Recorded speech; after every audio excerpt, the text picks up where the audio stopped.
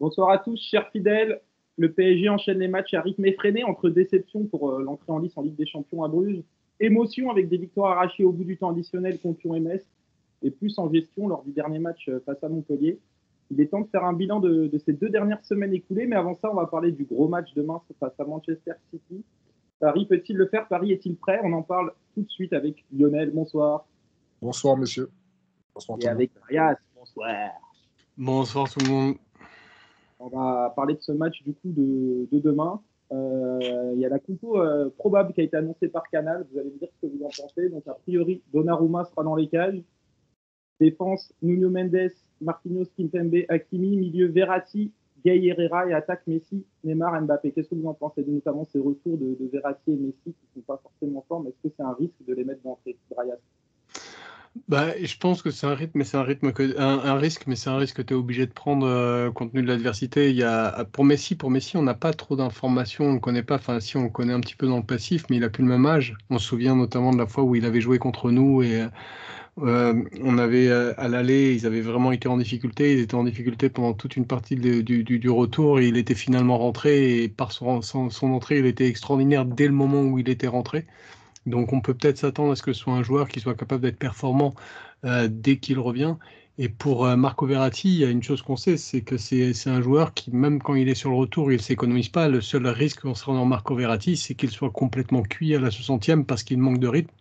Il y a des joueurs qui pour pouvoir tout simplement monter un peu en intensité, ont besoin de répéter des matchs. Marco Verratti n'a pas ce besoin-là.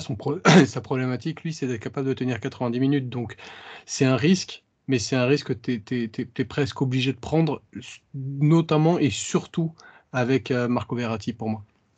Lionel, est-ce que tu es d'accord? De toute façon, moi, je pense qu'il vaut mieux avoir Marco Verratti pour les 60 premières minutes que de l'avoir pour les 30 dernières minutes, parce que c'est pas forcément un joueur qui te permet de conserver un score ou quoi que ce soit, ou même dans les 30 dernières minutes, qui va te permettre d'accélérer le rythme. Donc, vaut mieux, de toute façon, l'aligner d'entrée. Et puis après, en fin de match, quand il commence à piocher, le remplacer. Après, Messi, je pense qu'il a besoin de jouer.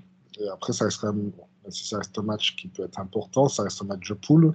Il reste d'autres matchs derrière. Aujourd'hui, tous les matchs sont importants et il faut essayer au maximum d'exploiter la moindre minute pour créer cette synergie avec cette équipe. Je peux revenir sur un truc, Basto? Vas-y. Ouais, pour moi, c'est pas seulement un match important. Il y a un contexte particulier lié à ce match. Pour deux raisons. La première, c'est le passif entre les deux clubs. Ça remonte aux déclarations de Bruyne à l'époque de Laurent Blanc sur ce PSG ne me fait pas peur. Jusqu'à la finale perdue l'année dernière où, grosso merdo, on est au-dessus, on gagne une mi-temps sur 4. Donc on se fait battre dans la confrontation, aussi bien dans le score que dans l'esprit. Et il y a forcément quelque chose, une rivalité. C'est comme quand on jouait le Barcelone il y a 2-3 ans. On ne pouvait pas dire que c'était un match comme un autre. Il était important, mais il était un peu plus important que les autres. Et ensuite de ça, je pense que c'est peut-être l'affiche des matchs de poule de la Ligue des Champions. C'est le match qui est le plus attendu au niveau international. Enfin, peut-être pas, mais au niveau européen, tout du moins, de cette Ligue des Champions. Et donc, bien sûr, tous les matchs sont importants, mais il y en a certains qui revêtent des caractères un petit peu plus particuliers, comme les PSG-OM, et je pense que ce PSG-City en fait partie. On reviendra tout à l'heure plus en longueur sur la gestion des gardiens. Lionel, toi, Donnarumma, demain, ça te surprend? Est-ce que tu es content Ça me surprend et j'ai presque envie de dire que c'est un cadeau empoisonné pour Donnarumma, parce que il n'a pas joué les 2 derniers matchs. On l'aligne dans un match où, même si sur le papier, certains peuvent donner le Paris Saint-Germain favori, moi je pense que City, demain, est favori par rapport au vécu et par rapport à ce qu'il démontre depuis le début de saison. Euh, Demain, ça peut être qui tout double pour lui. Soit il fait un super match sur les derniers matchs et ça va le lancer, soit peut être sous pression, faire 2-3 erreurs ou 1 ou 2 erreurs, et ça peut le mettre en difficulté pour le reste de la saison et vraiment placer Navas comme étant le titulaire de l'équipe. Donc, après, moi, je pense dans l'absolu que Donnarumma, c'est quand même l'avenir. Donc, il faut quand même commencer à le mettre en valeur et autres.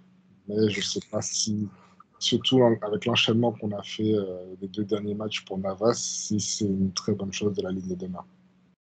Brian, toi, t'en penses quoi? Bah, alors, il y a juste un truc sur lequel je suis pas d'accord, c'est sur l'appellation pour Donnarumma de joueur d'avenir. Je pense que c'est vraiment une appellation qu'il faut arrêter de lui donner. Il faut pas Je n'ai oublier que le joueur a. pas Bah, dit c'est les mots que tu as utilisés, mais c'est pas Ah forcément non, par rapport à toi que je le dis, mais si tu veux, j'ai dit faut c'est vraiment. l'avenir du Paris Saint-Germain. Ah, mais tu t'avais pas précisé PSG pour le coup, mais bon, même si tu l'avais fait, au-delà de ça, ce que je veux dire, c'est que c'est une réflexion que tu entends souvent. Donnarumma, c'est bon, il est jeune, etc., etc. Non, Donnarumma, c'est un gardien qui a été élu meilleur joueur de l'Euro. Et pour remonter à un gardien élu meilleur joueur de l'Euro, j'ai absolument pas été vérifié, mais à mon avis, si on regarde dans les 50 dernières années, ça n'a pas dû se produire bien souvent. Après, Euh, je peux te répondre 2 minutes après. mhm. Moi, je n'ai pas parlé de joueurs d'avenir. J'ai dit c'est l'avenir du PSG. Ok, oui, oui, bien sûr. Dans Mais je rebondissais le poste, au-delà de ta remarque par faut- rapport à il tout un faut tas le- de remarques que tu peux entendre en fait liées à Donnarumma. Après, dans ton. il faut lui donner du temps de jeu parce que pour moi, c'est lui l'avenir. Non, C'est pas avec j- Navas que tu vas préparer l'avenir. C'est dans ce sens-là que je l'ai dit, en fait. j'ai compris, Lionel. Et après, sinon, oui, bah, je partage ton avis. C'est vrai que bah, là, il arrive avec moins de rythme, moins d'expérience en match avec ses partenaires dans un match où en plus de ça, on sait que ça risque de taquer par la droite, par la gauche, par devant. Heureusement qu'ils n'ont pas de pointe fixe devant qui leur permettent de concrétiser plus leur domination territoriale avant. Mais effectivement, ça peut être un cadeau empoisonné. Après, j'ose espérer que si jamais on se prend un but, on va dire un but que Navas aurait arrêté, ou en tout cas un but qu'un grand gardien aurait été arrêté, on sera capable de faire preuve d'indulgence et qu'on l'enterrera pas pour autant sur le reste de la saison. Mais effectivement, c'est une gestion qui pose question et qui pose problème, mais c'était anticipable depuis le début de la saison avec la situation contractuelle de nos gardiens, quoi. Très bien. Bon, on va parler un peu plus du match. Comment il faut jouer contre ce City-là? Est-ce qu'il faut éviter, par exemple, cette bataille du milieu? Je ne sais pas si vous avez vu le match de City contre Chelsea. Lionel, t'en penses quoi? Tu as dit quoi à la fin? Si tu as vu le match Ah, moi, contre Chelsea et est-ce que tu penses qu'il vaut mieux éviter la bataille du milieu? alors j'ai dû voir 10 ou 15 minutes du match, donc pas suffisant pour vraiment me faire un avis dessus. Après, de toute façon, quand on compare les deux milieux, on voit bien que celui de City est meilleur en termes qualitatifs. Euh, Demain, est-ce qu'il faut éviter la bataille du milieu? Je sais pas. Je pense que de toute façon, ça se jouera au milieu euh, et qu'on ne pourra pas constamment sauter le milieu ou avoir Neymar et Messi qui viennent dans les 30 mètres récupérer le ballon. Donc, je ne sais pas si on peut vraiment éviter la bataille du milieu. Je, je pense de toute façon que si Paris veut battre City demain, ce sera en essayant de priver le City du ballon. Un peu comme on avait réussi à faire lors de la première mi-temps au camp. On leur avait quand même une certaine pression, on les avait empêchés de mettre en place leur jeu. Si on essaie de les attendre et de mettre des contre-attaques ou autres, c'est une équipe qui est assez vicieuse, qui a cette habitude de savoir casser les contres, etc. C'est pas comme ça qu'on va les mettre en difficulté. Donc, pour moi, faudra être demain, essayer en tout cas d'être dominant, parce que c'est une équipe qui ne perd que quand elle est vraiment dominée, ou contre des équipes qui ont vraiment cette capacité d'avoir des transitions très rapides. Et je ne sais pas si aujourd'hui on a cette faculté à pouvoir le faire avec cette équipe. Enfin, en tout cas, tel qu'on est en ce moment. Brian, pour toi, ce sera quoi la clé du match? Ben, les clés, elles seront multiples, mais il y a une dimension qu'on ne peut pas ignorer, même s'il y a Ruben Dias, il y a une composante essentielle, c'est d'exploiter le dos, le dos des Citizens. C'est une équipe d'ailleurs, si on regarde bien, limite leur pressing est plus intense sur la ligne de défense adverse que sur la ligne de milieu adverse. Mais c'est une équipe qui presse vraiment tout terrain, qui fait tout pour avoir une récupération haute, qui accepte le déséquilibre que ça engendre et qui compte sur un Ruben Dias exceptionnel pour compenser les fois où il faut compenser. Mais nous, on a un joueur qui est Kylian Mbappé, et si on n'arrivait pas à exploiter leur dos avec un joueur de la trempe de Kylian Mbappé et avec la façon avec laquelle joue City, ce serait limite, on serait à la bordure de la faute professionnelle. Ça aurait pu être un argument pour peut-être essayer Paredes, pour avoir et Paredes et Marquinhos dans le jeu long, même si Paredes est vraiment déficient dans le jeu par ailleurs en ce moment, et donc il n'est pas une option envisageable. Ensuite de ça, je ne sais pas, peut-être que Lionel a raison, peut-être qu'on arrivera à vraiment hausser notre niveau de jeu pour pouvoir gagner la bataille du milieu, comme tu le disais. Maintenant, quand on voit le milieu de Chelsea qui, par certains égards, peut être comparable au milieu du Paris Saint-Germain, nous, notre grande différence, c'est la ligne d'attaque. Donc, par certains égards, le milieu de Chelsea avec le ballon peut être comparable avec celui du Paris Saint-Germain. Force est de constater que Chelsea l'a dévoré, ce milieu-là, et il n'y a pas si longtemps. Deux petites stats qui ne sont pas forcément de bon augure pour Paris. City, ils ont possédé que 3 frappes cadrées en première ligue cette saison. Et Chelsea, en première mi-temps, Chelsea n'a réussi aucune passe dans leurs 30 mètres. Et d'ailleurs, Chelsea a fait un pari de mettre 3 milieux bas, c'est aussi pour ça que je pense que Paredes n'aurait pas été forcément une bonne idée, même en forme. Paredes, c'est vraiment dans le sens, c'est pas dans le sens pour, justement, c'est pas pour exploiter le milieu, c'est vraiment dans le sens pour avoir de lanceurs arrière pour des transversales comme Marquinhos les fait. Et je pense que si City prend aussi peu de contre, c'est parce que toutes les équipes n'ont pas forcément un joueur comme Marquinhos qui est capable de toucher d'une transversale de 40-50 mètres un attaquant qui fait un appel. Et je crois que c'est vraiment quelque chose qu'il faudra exploiter. Et c'est de ce que j'ai vu, moi, c'est le point faible de City. De ce que j'ai vu, j'en ai pas vu d'autres. Ça et la ligne d'attaque avec l'incapacité à concrétiser. Ils ont beaucoup plus de situations que d'occasions, quoi. Il n'y aurait pas une autre clé pour cette bataille du milieu, c'est de s'appuyer sur les latéraux, notamment Nuno Mendes, comme on l'a vu face à Lyon, en construisant sur le côté pour venir se recentrer. Je serais d'accord avec ça si on était dans un 4-3-3, 3-4-3 hybride, mais c'est clairement pas le cas avec le milieu qui est aligné. Non, ce sera un 4-3-3 dans le cadre d'un 4-3-3, si tu responsabilises trop au milieu tes centraux et que tu demandes aux deux de le faire, et surtout avec un Hakimi qui a une grande tendance à se projeter, tu peux te retrouver très vite en faiblesse sur tes ailes, et c'est la force de City. Les situations où ils sont en 2 contre 1 sur les ailes, ils les reproduisent en permanence, et donc il faudra être extrêmement vigilant sur nos ailes et demander aux latéraux dans le jeu sans ballon, dans l'anticipation, de déjà commencer à se décentrer, ou même de commencer à le faire une fois qu'on a le ballon, c'est prendre un très très grand risque, parce que les pertes de balles peuvent intervenir souvent. Tu vois, par exemple, je pense qu'on gagnerait plus à essayer de trouver Hakimi dans la profondeur qu'à demander à Hakimi de participer au milieu. Pour Nuno Mendes, c'est un peu différent parce qu'elle a les qualités pour, mais ce serait étrange de le voir faire un balai plutôt que arrière avant, de le voir faire un balai arrière-milieu. C'est possible, mais ça me paraît un peu étrange. Lionel, est-ce que tu vois d'autres points faibles que Seb n'a pas énumérés ou... Des points faibles chez qui? Ouais. Des points faibles pour qui? Pour City ou... Pour City, ouais. Après, le truc, c'est que j'ai pas du tout regardé City. Comme j'ai dit, j'ai dû le voir 15 minutes contre Chelsea. J'ai pas vraiment regardé cette saison, donc c'est compliqué pour moi de faire une véritable analyse sur cette équipe. Après, c'est une équipe qui n'a pas tellement changé sur les dernières années. On sait que c'est une équipe qui est complète. Je pense que le point faible de City peut venir d'une trop grande réflexion de Guardiola, comme il peut être capable d'en faire à certains moments dans ce genre de match. Mais souvent, contre le Paris Saint-Germain, il a tendance à ne pas se rater. Donc, Après, moi, je vois un point fort pour le Paris Saint-Germain que je n'ai pas encore nommé. Vas-y. C'est cette espèce de capacité étrange qu'a le Paris Saint-Germain d'être banal dans nombre de ses matchs. Et tout à coup, quand l'enjeu compte, alors ça le fait assez souvent, mais pas tout le temps, quand l'enjeu compte, il y a tout à coup une mobilisation différente, il y a une attitude différente. Et typiquement, ce sera un match regardé, et donc il est très possible qu'on assiste à ce phénomène-là demain soir. Un petit pronostic, Seb? Alors, on t'entend plus très bien, Basto. Retravaille la distance avec ton micro.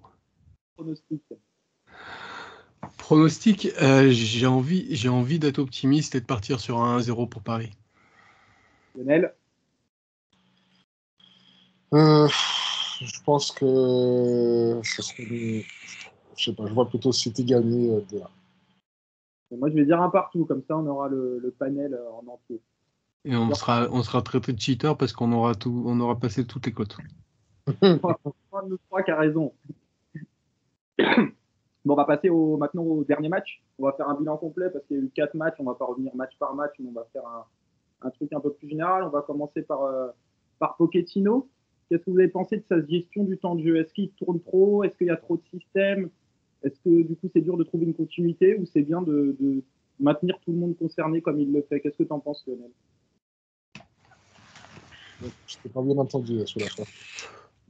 Je me demande si tu penses que la gestion de Pochettino est bonne ou est-ce que pour toi il tourne trop Par rapport au turnover? sur les derniers matchs, avec beaucoup de systèmes différents utilisés et beaucoup de joueurs différents. Après, c'est-à-dire que ce que j'ai quand même apprécié chez Pochettino, c'est qu'il a expliqué en fait pourquoi il le fait.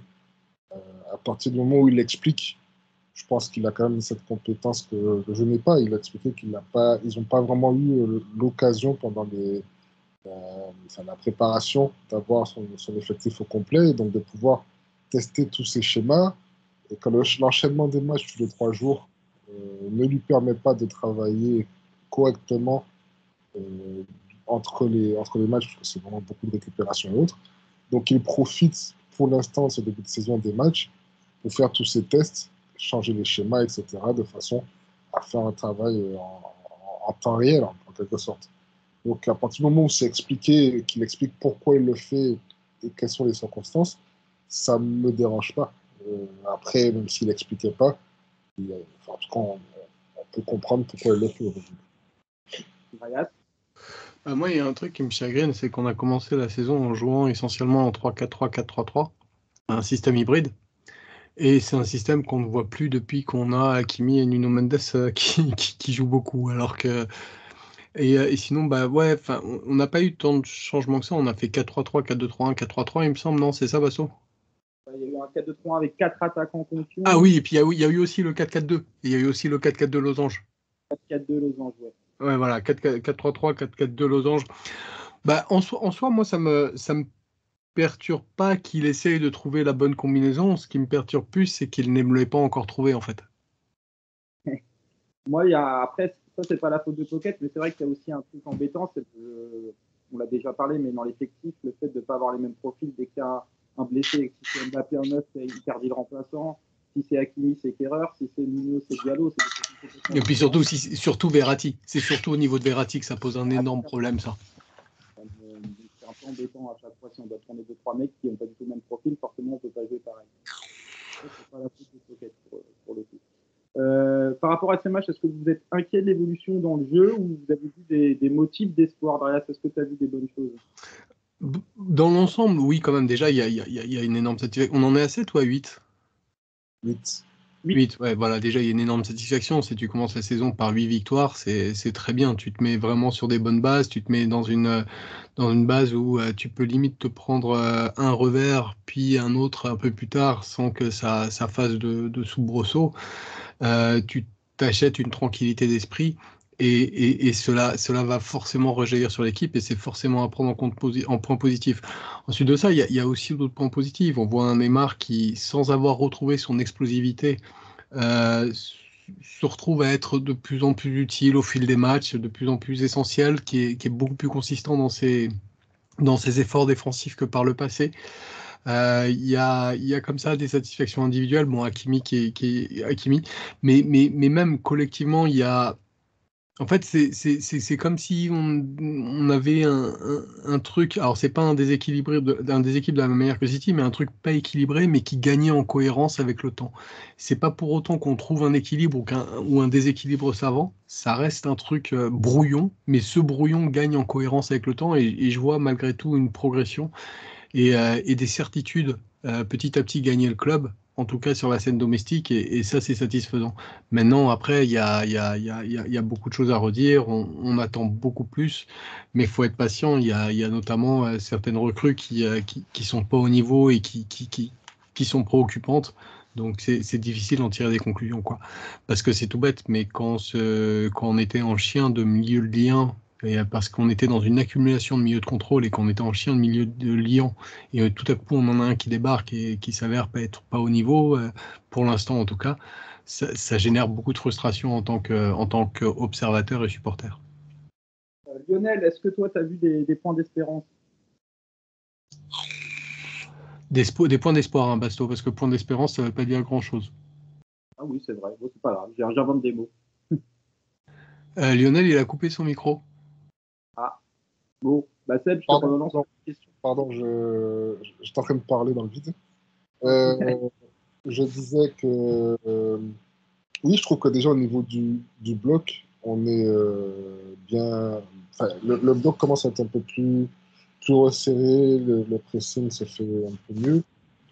Comme a dit Dreyas, je trouve que. Alors, c'est vrai que Neymar, on sent qu'il n'est pas encore à 100%, mais je trouve qu'il est beaucoup plus confiant dans le jeu. Euh, on sent qu'il a envie de faire jouer tout le monde, et en même temps, ça a un impact, on va dire, négatif sur cette relation qu'il pouvait avoir avant avec Mbappé, où on a l'impression que, comme si enfin, que lui et Mbappé ont oublié comment jouer ensemble. Et ils ont tendance en plus à se marcher dessus. J'en avais déjà parlé à l'époque, déjà, alors que cette entente était déjà pas trop mal, où je trouvais que le seul qui, pour moi, avait réussi à vraiment bien gérer cette influence de zone, c'était la pompe à vélo, comme on le donne très bien, où il avait mis un à gauche, un à droite. Et maintenant qu'Mbappé est beaucoup plus attiré par le côté gauche, j'ai l'impression qu'aujourd'hui, autant avant, ils arrivaient à combiner ensemble, autant maintenant, j'ai l'impression comme s'ils se marchent dessus et On va en que, parler tout à l'heure. Ouais. c'est moins fluide et qu'ils ont moins cette envie de jouer ensemble, en fait. Ça paraît un peu bizarre. Je l'avais déjà constaté lors du tout premier match avec Neymar. Pas Neymar, aussi, ça m'avait impressionné de voir comment Neymar oubliait Mbappé, alors qu'avant c'était clairement pas le cas. Et plus ça va, plus on a cette impression que Mbappé est moins intégré dans les circuits par Neymar. Moi, je trouve que justement, il y avait un petit peu de mieux récemment. On était parti de très très bas et c'est clairement pas assez satisfaisant, mais il y avait quand même un tout petit peu de mieux sur les derniers matchs. Bon, après, Messi n'était plus là, mais je pense que ça, c'est une question de travail, c'est une question de rééquilibrage et c'est quelque chose qui va mettre du temps à être trouvé, quoi. Ouais. Moi, ce qui me plaît plutôt, mais c'est que par séquence, c'est le contre-pressing, notamment les 30 premières minutes contre Metz et le match contre Montpellier, où on est un peu plus consistant qu'en début de saison. Ouais, mais ça inclut un tilt aussi, hein. Ouais, ouais, C'est pourquoi tu commences pendant 20 minutes comme ça et puis tu baisses le pied, quoi. ça. Et puis le match à Bruges, comment on l'explique? On va parler un peu de Bruges, comment tu l'expliques? On parle des 8 sur 8 en Ligue 1, mais il y a ce match nul à Bruges. Suffisance ou tactique? Bah, moi, je pense que déjà, il y a un truc, c'est vraiment Bruges a été un club qui a été mésestimé, qui a été sous-estimé clairement. C'est un club qui posait déjà des soucis l'année dernière. Clairement, ils nous en ont posé. Ils ont proposé un pressing tout terrain qui était très haut, très agressif sur le porteur du ballon, dans le bon sens du terme, très à l'aise techniquement. Et je pense que ouais, il y a une part pas de suffisance, mais une part de non-anticipation en fait. On les a pas vus venir en fait. Je crois qu'il y a eu un côté comme ça et qui s'est mélangé à une incapacité chronique dès qu'on est sous pression de manière élevée. Mais ça, j'espère que tu vas relancer le sujet avec plus tard avec les milieux de terrain. Dès qu'on est sous pression, à trouver des solutions pour les relances et de pas savoir utiliser justement Kylian Mbappé avec des relances longues. Lionel, un mot sur Bruges, comment tu as expliqué cette performance? Lionel, t'as rééteint ton micro. Pardon. J'entends vraiment pas Basto. Si Dreas Qu'est-ce que tu as pensé de Bruges, toi? Bruges, je pense. Du match contre Bruges, pas de Bruges l'équipe, mais du match contre Bruges. J'ai compris. C'est c'est le match qu'on a le plus frustré depuis le début de la saison. Je pense qu'on n'avait peut-être pas vraiment vraiment pris conscience de la valeur athlétique de cette équipe. Et on a voulu, je pense, essayer de rentrer dans les qualités de Bruges, c'est-à-dire dans l'impact, etc. Alors que c'est pas forcément notre qualité première. Et donc, on s'est fait manquer dans ce jeu. Bruges baisse un peu le pied lors des 10 dernières minutes de jeu, mais on n'était clairement pas en capacité à ce moment d'accélérer pour les difficultés. Donc, c'était un match, je trouve, qui était frustrant. Et en plus de ça, on sentait qu'il n'y avait pas encore cette explosion avec les trois devant, que les joueurs derrière n'étaient pas encore capables de bien gérer les zones pour défendre, etc. Donc, c'était un match qui était pour moi assez compliqué à regarder. Très bien. On va passer au bilan individuel des derniers matchs. On va commencer par les gardiens. Je vais vous demander ce que vous avez pensé de la prestation de Donnarumma contre Lyon et des derniers matchs de Navas. Lionel, vas-y. Bon, contre Lyon, c'est compliqué de juger Donnarumma parce qu'il prend un but. Alors, souvent, les gardiens sont jugés quand ils prennent le but au premier poteau, mais c'est des buts qui souvent sont compliqués à arrêter parce que tu ne t'attends pas à ce que le joueur frappe du premier coup et le ballon est quand même assez bien placé. Il n'a pas eu grand-chose à faire contre Lyon. Il prend ce but. Après, c'est souvent la différence quand tu joues au Paris Saint-Germain et quand tu joues dans le club. C'est là que Navas a cette capacité. Alors, c'est vrai que c'est un peu moins le cas ces derniers temps, mais il a cette capacité à savoir sortir la bonne parade au bon moment. C'est peut-être là qu'il faudra que Donnarumma travaille un peu.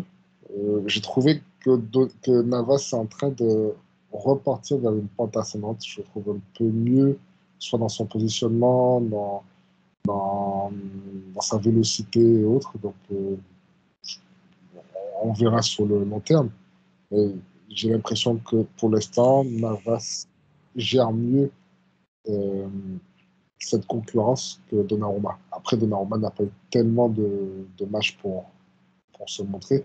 Je crois que demain, s'il joue, ce serait son 3e match de la saison. C'est très peu par rapport à des matchs qu'on a déjà joué depuis le début de la saison.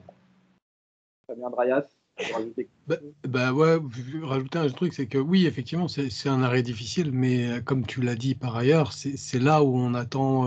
Moi, j'étais déçu de la prestation de Donnarumma sur l'art parce que justement, j'attendais qu'il fasse un arrêt exceptionnel, surtout que Navas a commencé très très très mal la saison, encore plus en deçà des performances qui étaient un peu moins bonnes en fin de saison dernière en Ligue 1. Et il s'est presque repris dans la foulée de cette non-prise de pouvoir par Donnarumma. J'attendais que Donnarumma essaye de prendre le pouvoir. Et alors oui, c'est pas un but sur lequel tu peux le condamner, mais c'est pas un but à partir duquel tu peux le féliciter. Et j'attendais d'avoir justement une situation pour le féliciter, pour qu'il entame sa marche en avant. Il ne l'a pas faite. Et donc, ouais, Navas, comme tu l'as dit, semble être sur une pente ascendante. Il y a vraiment du mieux depuis 2-3 matchs. C'est indéniable.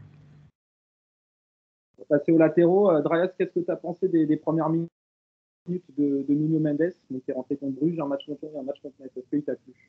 Ah ben, je l'ai trouvé extraordinaire, tout simplement. C'est surtout son entrée contre Bruges. Après le deuxième match qu'il fait, on a un peu la frustration de ne pas le voir assez monter, mais je pense que c'était des consignes du coach.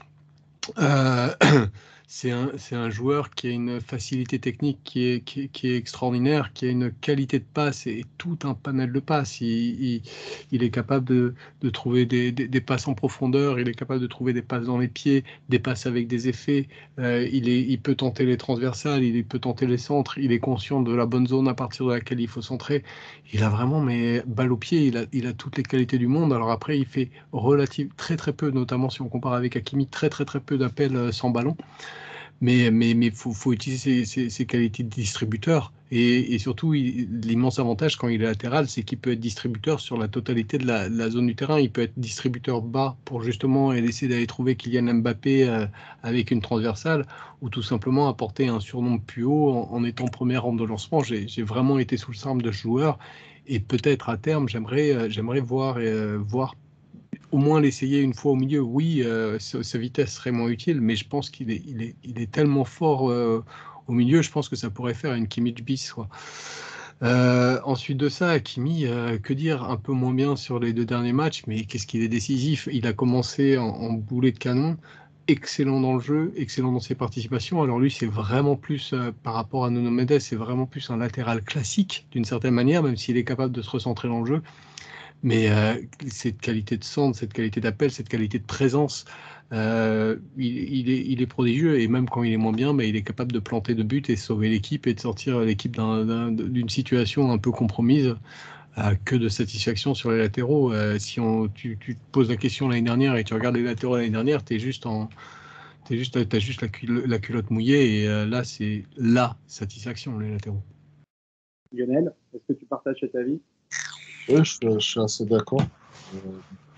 Surtout déjà, même en comparant avec le début de saison, quand on avait Abdou Diallo sur le côté gauche et après Mendes, tout le gap. Il faudra voir sur le long terme. Je pense que c'est un joueur qui va progresser, qui va s'adapter, qui va commencer, que l'entraîneur va aussi apprendre à utiliser. Et au fur et à mesure, j'espère qu'il va monter en puissance.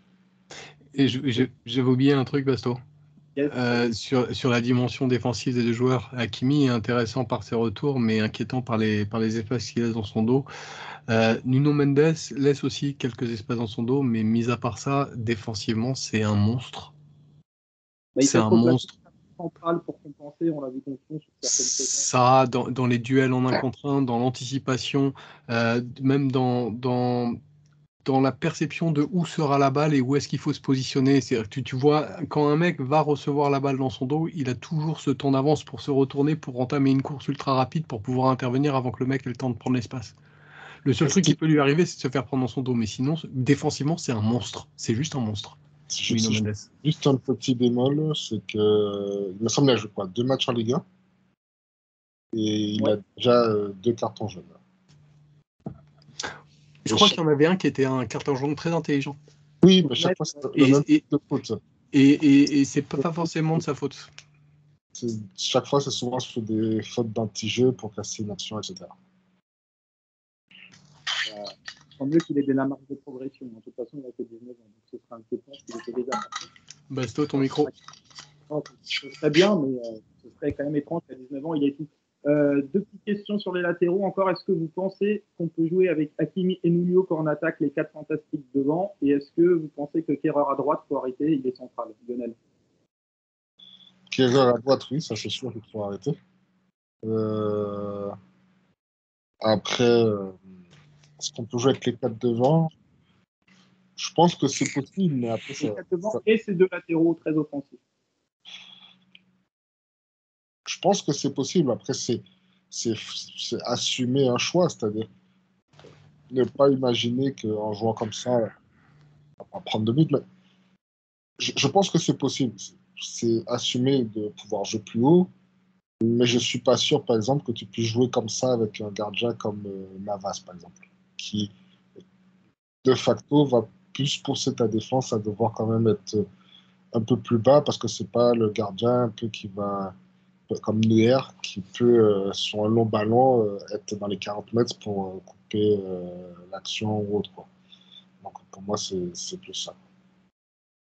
Brian, est-ce que tu penses que c'est possible en sortant de ta marotte derrière? Alors, je vais résister et retourner. Déjà, pour Kehrer, il y a juste un truc à dire, c'est tant que Dagba n'est pas revenu, on est obligé de le garder en potentiel latéral.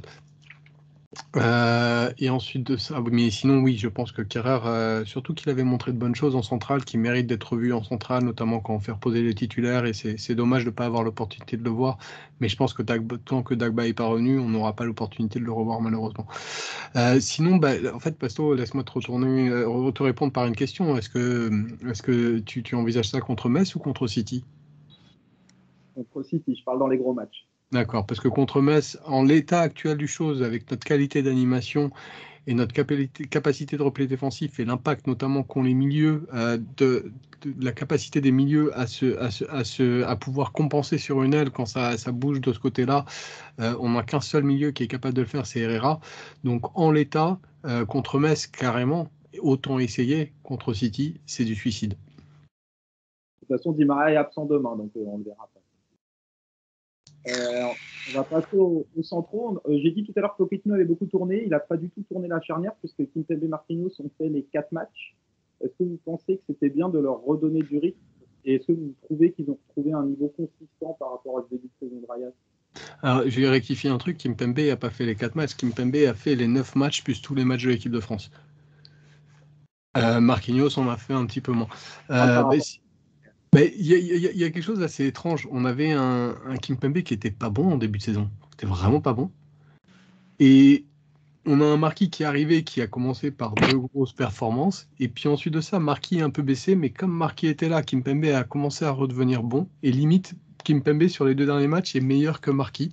Ouais, c'est une question d'ajustement, c'est une question de travail, c'est une question de réglage entre eux, de se retrouver, de retrouver les réflexes et tout ça. Par contre, je continue de penser que Kimpembe, il y a un moment, il va falloir qu'il se repose parce que sinon, à un moment, il va, à force d'enchaîner les matchs comme il les enchaîne, s'il fait une saison où il tourne jamais, il va finir par avoir une blessure, quoi. Lionel, toi, tu penses qu'il veut donner du temps de jeu à cette charnière parce que c'est sa valeur sûre et le temps qu'elle revienne au niveau, ou tu penses qu'il fallait tourner? Je pense que c'est pas que pour la charnière, c'est aussi parce qu'on a des latéraux qui sont nouveaux et que pour le moment, il faut aussi qu'eux, ils s'adaptent à ce nouveau profil de latéraux. Comme disait Pochettino, il est obligé d'utiliser les matchs pour travailler. Quand il y a Abdou Diallo côté gauche, c'est pas quand il y a Nuno Mendes qui sera plus capable de monter. Il faut savoir être en capacité de couvrir, etc. Donc, je pense que pour l'instant, ce début de saison, Pochettino va peut-être les utiliser beaucoup plus. Puis, quand va arriver un peu l'hiver, que les températures vont se rafraîchir, etc., il va commencer à faire plus de rotation parce que les joueurs vont s'habituer à travailler en binôme. Parce qu'il y a le binôme défense centrale, mais il y a le binôme défenseur central gauche avec son latéral gauche, défenseur central droit avec son latéral droit. Et je pense qu'il est obligé pour l'instant d'utiliser tous les matchs comme une capacité de pouvoir travailler. Savoir, on a pu le voir, je ne sais plus c'est contre quelle équipe on prend un but comme ça. Mais je crois que c'est contre Lyon. Où on prend un ballon dans le dos d'Hakimi. De Kerrer. C'est Kea qui était à droite? Ouais. Et Marquinhos ne fait pas le décalage. Enfin, Marquinhos fait le décalage, mais Kimpembe ne recentre pas plus. Et Paqueta se retrouve tout seul. Donc je pense que c'est tous ces petits trucs-là qui aujourd'hui poussent peut-être Pochettino à les faire enchaîner pour s'adapter à cette nouvelle façon de jouer, quoi. Très bien. On va passer au milieu. Donc, il y a énormément de milieux qui ont joué, donc on va essayer de les faire par paire. On va commencer par les 2-6 qui ne jouent pas beaucoup ces derniers temps. On a vu Paredes contre Bruges et Montpellier. On a vu Danilo notamment à Metz et une mi-temps aussi à Bruges. Qu'est-ce que vous avez pensé de leur performance et quel est votre 6 préféré dans ces deux-là, s'il y en a un? Drayas, ton avis sur Paredes, Danilo? Paredes, c'est difficile d'émettre un avis dessus. Il est revenu avec la tête, je sais pas où, mais il est nul à chier sur le terrain, inutile, balle au pied. Enfin, si, il est à 2 bonnes matchs en moyenne par match, 2 bonnes passes en moyenne par match. Et défensivement, il sert à rien. Enfin, c'est même difficile d'émettre un avis sur lui, de l'envisager, de le projeter au vu de son état de forme actuel. C'est un no-go. Et moi, Danilo Pereira, en fait, je suis de plus en plus convaincu que Danilo Pereira, désolé, je vais revenir sur ma marotte à 300 trop, mais c'est le défenseur naturel de Marquinhos dans un système hybride 4-3-3, 3-4-3.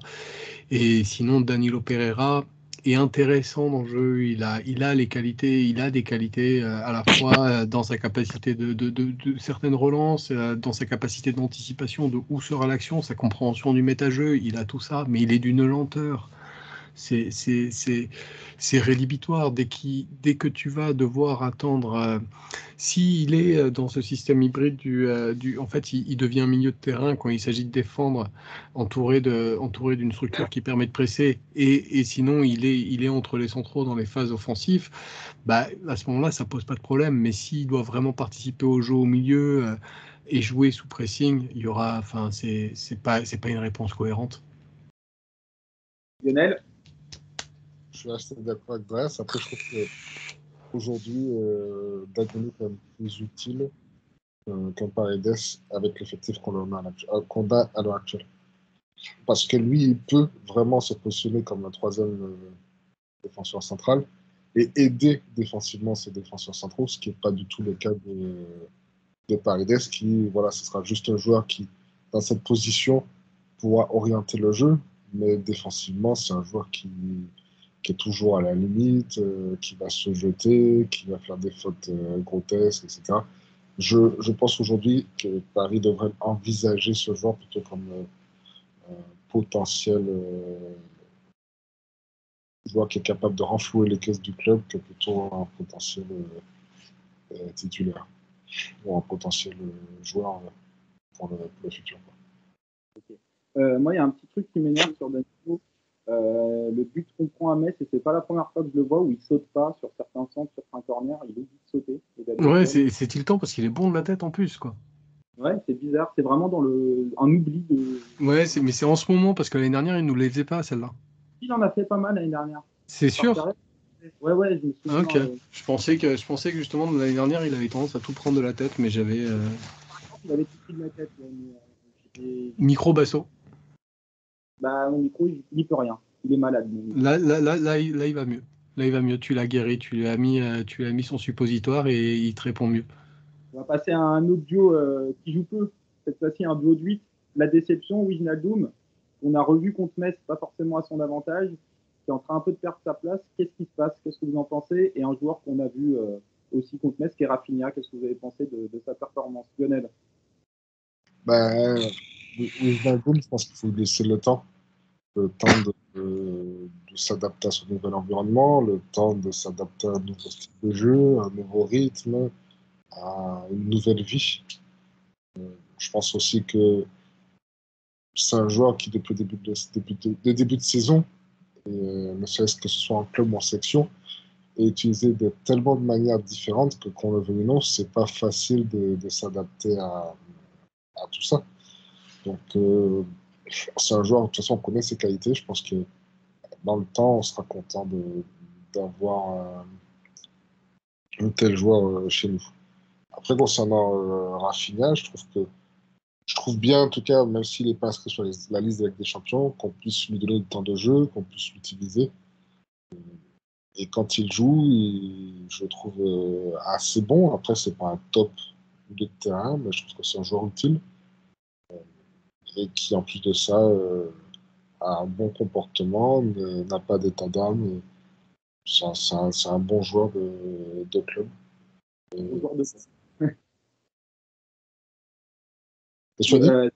non, je disais un bon joueur de banc, quoi. Oui, voilà. Je trouve que c'est un joueur qui est utile.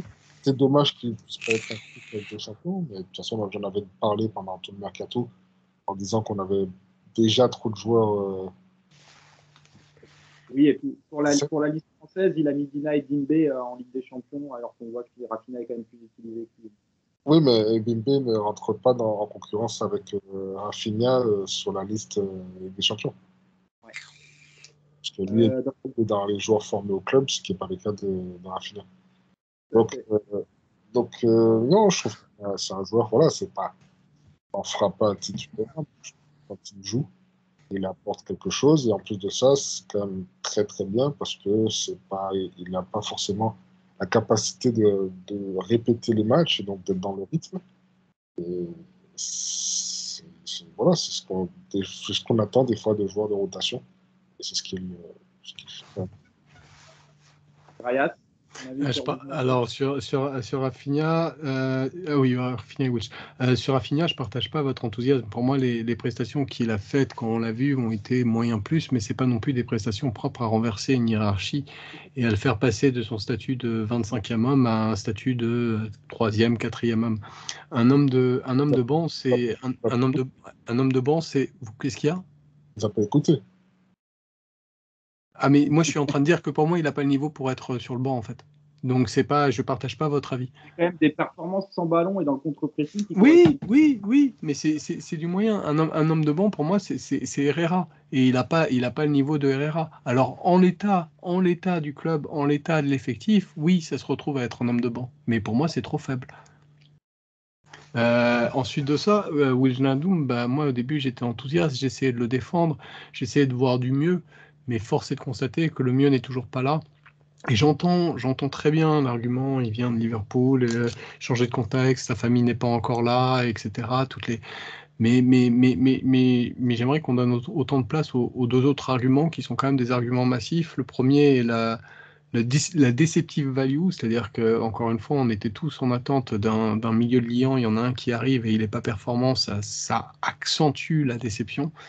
Et ensuite de ça, la dimension où le club est dans une urgence, où effectivement tu te retrouves avec un Rafinha qui est plus performant, mais Rafinha ne peut pas non plus, avec son niveau, tenir ce rôle d'une manière consistante. Et du coup, tu te retrouves personne, alors qu'enfin, tu avais l'illusion d'en avoir un, et tu te retrouves avec personne, et on se retrouve toujours avec des problèmes d'animation au milieu qui apparaissent depuis le temps complètement irrésolvables. Et oui, je veux bien entendre Wijnaldum, il a besoin de temps, on a besoin de temps, etc., mais le PSG, à ce niveau-là, n'a pas le temps, en fait. On va noter que sur le deuxième but contre Montpellier, il fait une belle action. Ça peut peut-être le mettre en plus. Wilsh ? Ouais, c'est lui. Ouais, non, mais il en fait quelques-unes. Mais tu vois, en fait, la problématique, ce qui est vraiment agaçant, c'est l'absence de progrès de match en match. Alors, de temps en temps, effectivement, il va avoir une passe qui va être utile. Mais ce qui est frustrant, c'est que ça progresse pas, quoi. Alors peut-être que ça va exploser et qu'en janvier, ce sera là, mais on en a besoin maintenant. C'est un problème. On va passer au dernier duo, c'est nos milieux de buteurs, Gay et Herrera.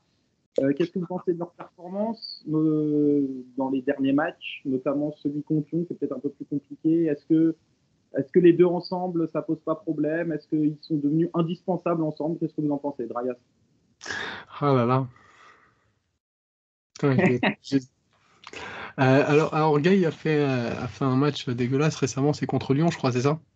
Contre Lyon, il a du mal, beaucoup de mal. Ouais, enfin après, il a été félicité par tout le monde, mais moi, je l'ai trouvé absolument dégueulasse. On en parle à la presse, mais pas par les supporters, pour le coup, Gay. Ouais. Mais oui, sinon, déjà, sur son dernier match, ses buts, mais ses récupérations, l'intelligence du placement. Le mec, il se projetait que quand ça faisait sens, il se projetait que vers l'avant. Tu te retrouvais plus avec un espèce de mec qui faisait un espèce de cercle sur le terrain. Tu sais, as l'impression de voir une espèce de libellule qui est en train de courir en boucle en te demandant où, pourquoi. Là, c'était juste, je cours vers l'avant, faire une récupération. Si je l'assure, je poursuis ma projetée. Après, il y a toujours cette interrogation avec Gay, c'est comment est-ce qu'il va se comporter quand le pressing va élever. Justement, on avait un début de réponse avec Lyon, où on retrouve la libellule qui court partout et fait pas tant de choses que ça sur le terrain, et en tout cas avec le ballon qui est catastrophique. Ou est-ce qu'il va être capable de produire ce genre de performance sans forcément avoir la capacité à se projeter aussi haut comme il l'a fait, sans forcément avoir la capacité de mettre des buts aussi décisifs que ceux qu'il a marqués, mais face à un haut pressing. Et malheureusement, on n'a toujours pas la réponse. Sors-nous une masterclass comme ça contre City, Gay, et je ne peux dire qu'une seule chose, je serai obligé de retourner ma veste et de m'excuser platement. Concernant Herrera, moi je trouve que Herrera était très injustement critiqué la saison passée, les saisons précédentes. Il n'avait pas l'espace de jeu qu'il a eu récemment. Quand on lui donne l'espace de jeu. Il a fait un très bon final 8 où il se retrouve titulaire. J'ai peut-être oublié ça, mais en gros, grosso merdo, tu sais, il y a plein de fois où il s'en prenait plein dans la tronche alors qu'il faisait des mi-temps, tu sais. Alors que là, il enchaîne des matchs. Alors, il n'est pas là à tous les matchs, mais grosso merdo, il enchaîne des matchs. Il offre des performances consistantes. Lui, pour moi, il a clairement le niveau du 4e, 5e homme d'un milieu A3 ou du 3e, 4e homme d'un milieu A2. Il est capable, il est intelligent dans son placement, intelligent dans ses anticipations, intelligent dans ses intentions. Le seul souci avec ce joueur, c'est son manque de précision au niveau des passes, son manque de technicité au niveau des passes, qui va faire que ces passes, elles sont parfois un peu trop fortes, parfois 1,3 m à droite, 1,3 m à gauche. Et c'est ce qui le sépare d'un excellent joueur à son niveau. Mais il aurait ça, il serait fabuleux. Et c'est pour ça que lui, pour moi, il a le niveau du banc. Je pense à son extérieur sur la barre contre Montpellier, sa magnifique touche contre Neymar. Ah oui, non, bien sûr. Ah, mais il en a. Mais il y a, mais sur, tu vois, sur 10 passes à intentionnalité offensive, tu vas en avoir 5-6 qui seront. Des fois, elles sont à 5 mètres de là où elles devraient être. C'est visible, quoi. C'est comme un furon sur le cube Miss Univers. Tu vois que ça. Et c'est un problème. Mais sinon, que de qualité. Et pour moi, lui, c'est un joueur de banc. Il n'y a pas de souci. Moins de doute sur Herrera que sur Gay pour un match de demain. Moi, je pense que oui. Après, Gabe, moi, j'attends qu'une chose, c'est que Gabe me surprenne. Je serais ravi que Gabe me donne tort. Mais oui. Donc, ce sera voir s'il respecte ses postes comme il a pu le faire Ouais. contre Reims. Mais oui, en l'état, Herrera, pour moi, a beaucoup plus d'intelligence tactique et c'est bien plus s'adapter aux exigences de positionnement que ce que m'a montré un Ganagay jusqu'à aujourd'hui. Lionel, qu'est-ce que tu penses de la performance de ces deux joueurs individuellement et de ce duo ensemble? Je ne sais pas qui est en train de creuser quelque chose en bruit de métal. J'ai pas compris, Lionel. J'ai l'impression que c'est Graya qui est en train de creuser quelque chose. Tu fais quoi? Tu bougeais tes assiettes, tu enterres quelqu'un? Tu enterres tes voisins? C'est ce bruit-là? Non, l'autre bruit. Ah ben non, c'est pas chez moi, non. Pas chez moi. D'accord. Si, c'était chez toi. Hein. Oui, on a entendu. En l'occurrence, non. Mais c'est pas grave, ça devait être sur le réseau, quoi. Mais vas-y, mais en l'occurrence, non. Gay, Lionel, ton avis sur l'individuel puis sur le duo ensemble? Déjà, je trouve que physiquement, le fait que. On sent que physiquement, il est beaucoup plus. La préparation m'a fait du bien. C'est un joueur qui a besoin d'être à 100% physiquement pour mettre en avant ses qualités. Après, tu parles de qui là, de Herrera? Non, de Gay. De Gay. Okay. On voit qu'il est capable de répéter les efforts, on sent qu'il est mieux. Après, voilà, on connaît les lacunes de Gay, on connaît ses qualités. Il faut être capable de pouvoir le cadrer pour ne pas qu'il se balade un peu trop sur le terrain. Coupe ton micro, Dreyas. Quand tu fumes là, chaque fois j'entends le bruit là qui revient. Ouais, mais les auditeurs l'entendent pas, je pense. Ah bon? Et ça enregistre ici. Ouais. Et ça enregistre ici. La clope électronique, si on l'entend en général, mais c'est pas très bien. Moi, je vais couper mon micro. Vas-y, Lionel. Et donc, je trouve, alors, c'est pas parfait, mais déjà, je le trouve beaucoup mieux que sur les 2 dernières saisons où, de toute façon, c'est un joueur qui, s'il n'a pas cette densité physique, il n'est pas capable d'être.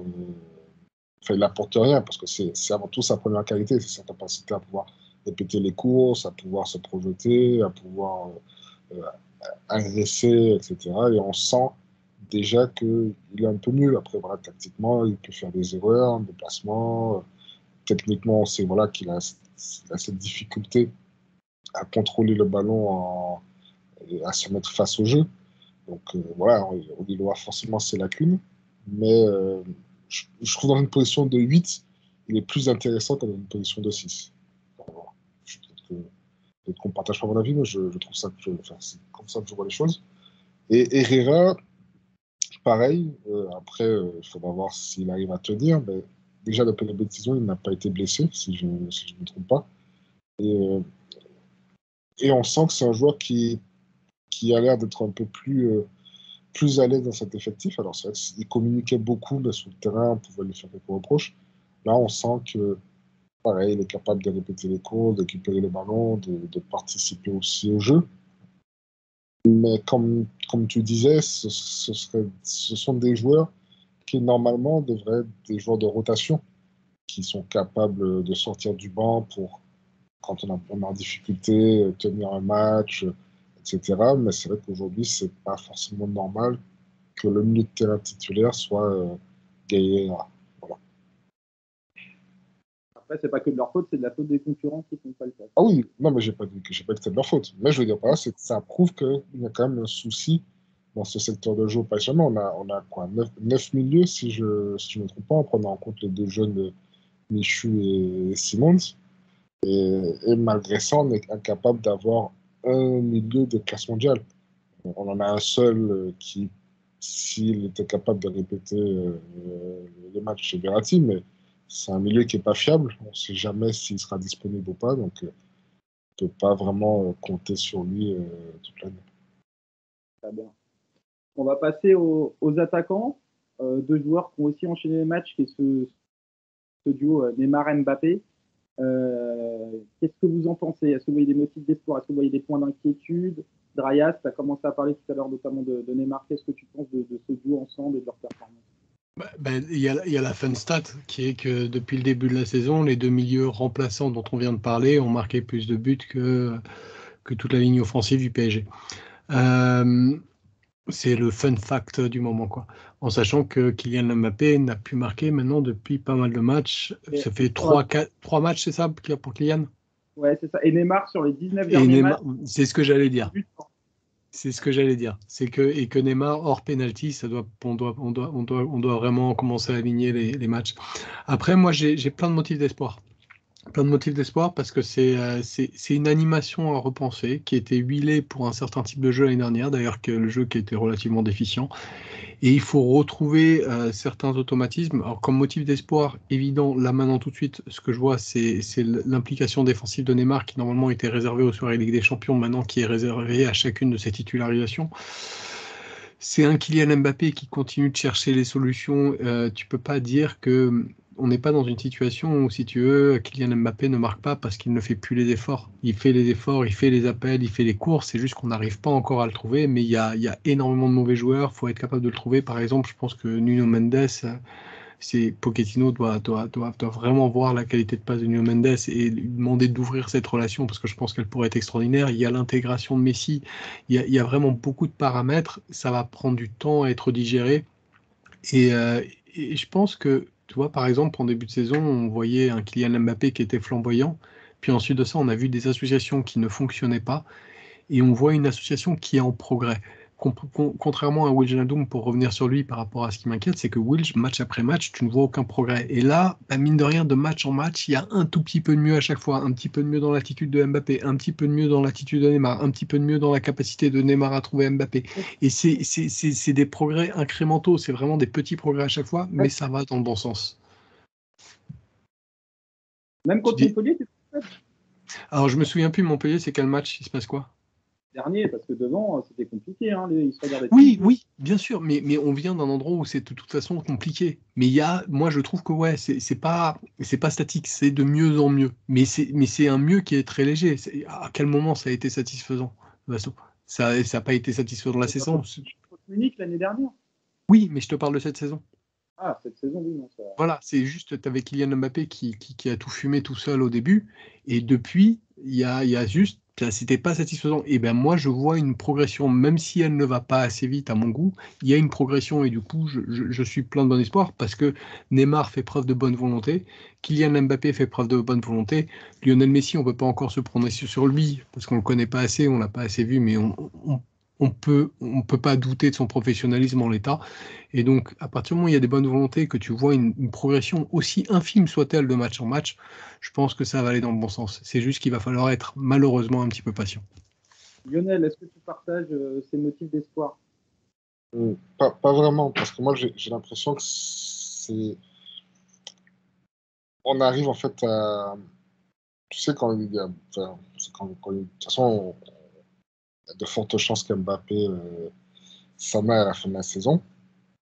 Et j'ai l'impression qu'il y a un peu cette émancipation en fait, de ce duo, c'est-à-dire que pendant très longtemps, Neymar était, on va dire, le leader sur le papier, même si sur les 2 dernières saisons, c'était un peu moins le cas, puisqu'il a souvent été blessé et Mbappé a souvent porté le Paris Saint-Germain. Mais j'ai l'impression en fait que Neymar a besoin de récupérer ce leadership et ça empathie un peu sur cette relation, sachant aussi que Mbappé, lui, aujourd'hui, il attend d'être le numéro 1 dans un club, que ce soit le Paris Saint-Germain ailleurs, mais visiblement, c'est plutôt ailleurs. Et donc, j'ai plutôt l'impression, alors peut-être qu'en cours de saison, ça va s'améliorer, on l'espère tous, mais j'ai plutôt l'impression que c'est plus, ça ressemble plus à un combat de coq aujourd'hui. On l'a même vu sur une action où il y a un long ballon et Neymar qui fait un raffut à Mbappé contre Montpellier pour récupérer le ballon. Bon, finalement, il frappe à côté. Mais on sent il y a moins cette envie pour ces deux joueurs de jouer ensemble. En tout cas, moins cette envie, par exemple, pour. Comment il s'appelle Tu m'avais demandé les stats contions, notamment de passes échangées entre Neymar et Mbappé, et c'était famille. Ouais, mais on sent que Neymar a même moins envie de faire briller Mbappé.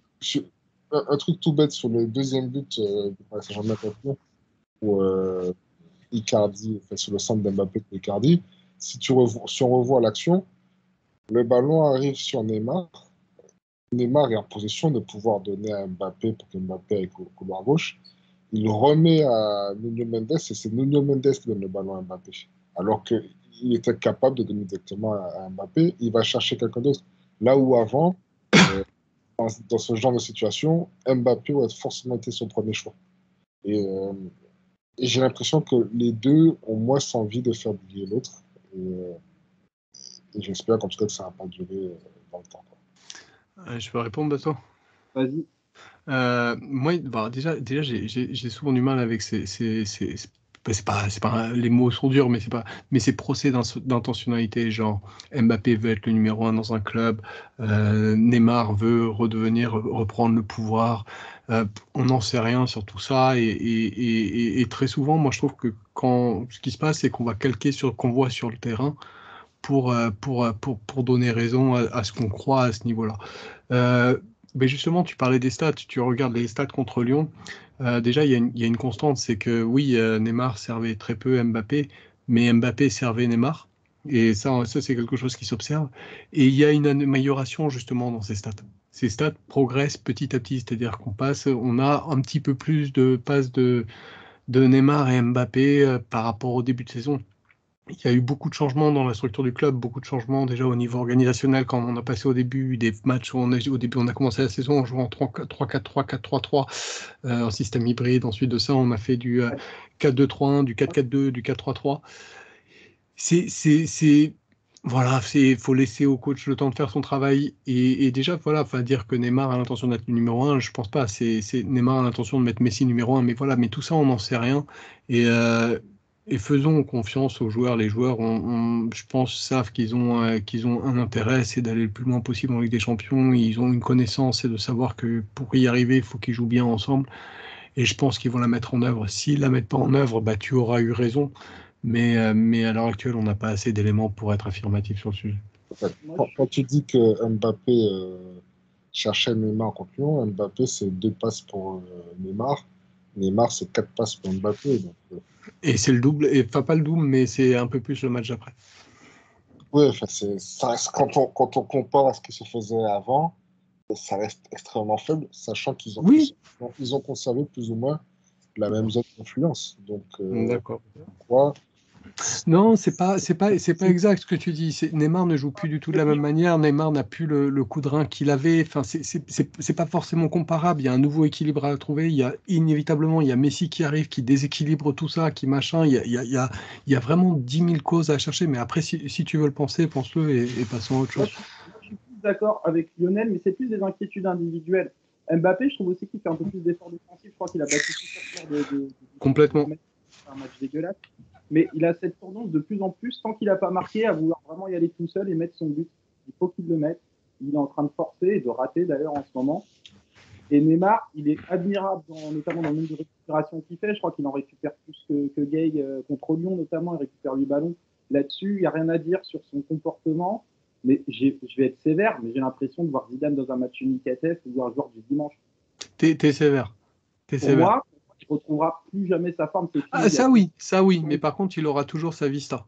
Il aura toujours sa qualité de passe. Oui, bah Et, voilà, comme et, Zidane Abdelatif montrera sa qualité de passe dans un match Oui, amical. oui, sauf qu'il est capable. Non, je pense que tu es sévère. Et puis, il faut attendre parce que là, soi-disant, il avait retrouvé ses tablettes de chocolat au niveau des abdos. Elles sont encore un peu recouvertes de crimie ou de je sais pas quoi, hein. Elles sont pas, c'est pas non plus comme s'il avait les abdos aussi dessinés Cristiano Ronaldo, quoi. Mais ouais, mais pour Kylian Mbappé, tu vois, enfin. Rares sont les attaquants qui, dans des périodes où ils marquent pas, essayent pas de trouver des solutions pour essayer de marquer, pour retrouver la confiance. Enfin, on a le procès Là, facile. par exemple, même contre Clermont, quand il met son doublé, il va oublier Rafinha. T'as l'impression qu'il veut tout le temps marquer Oui, maintenant. oui, oui, ça oui, mais je pense pas que ça vient du fait qu'il s'appelle Kylian Mbappé ou de son nationalité. Je pense que ça vient du fait que c'est un buteur et que ça le saoule de pas avoir marqué depuis 3-4 matchs et qu'il aimerait bien redevenir décisif. Contre Clermont, il en avait mis deux, par exemple. Il continuait à oublier les Ouais, coéquipiers. mais t'as entendu ce que je viens de dire, Basto, ou pas? Sauf que là, ça faisait pas 3-4 matchs qu'il n'avait pas marqué, puisqu'il avait mis un doublé dans ce match-là. Ah, bon, peut-être, ouais. Mais de toute façon, oui, de toute façon, c'est un striker, etc. Enfin, moi, je suis pas choqué par ces trucs-là. Et je pense que ces trucs-là sont amplifiés par rapport au fait qu'ils aient des noms. On va parler maintenant de l'intégration avec ce duo de Messi qui a joué un match contre Lyon, 60 minutes. Qu'est-ce que vous avez pensé de sa performance? Comment on va pouvoir l'intégrer avec ce duo? Et parlez-moi aussi un peu des matchs de Di Maria qui est revenu. Qu'est-ce que vous en avez pensé? Seb? Alors pour Messi, il a fait une bonne première mi-temps au standard des joueurs plutôt, mais pas une si bonne première mi-temps au standard de Messi. Il y a plusieurs passes qui sont approximatives, quelques passes rastées. Après, il y a une intentionnalité, il y a cette manière de créer le feu. Enfin, si on compare à un joueur lambda à son poste, il était très très bon. Si on compare à ce dont est capable Messi, il en était encore loin. Et on va pas pouvoir aller tellement plus loin parce qu'on l'a tellement peu vu. Et l'autre joueur, c'était qui? Di Maria, Bah, Di Maria, il a fait une très bonne mi-temps, il me semble, à un moment. il a joué Lyon et Metz et Montpellier dernièrement.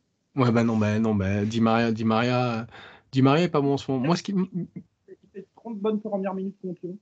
Ah ben voilà, mais voilà, moi ce qui m'inquiète avec Di Maria, c'est qu'avant Di Maria c'était un joueur qui un match faisait un très bon match et puis enfin il y avait un côté, tu tirais une pièce en l'air, tu voyais de quel côté elle retombait et puis soit tu avais de la chance, soit tu n'avais pas de chance.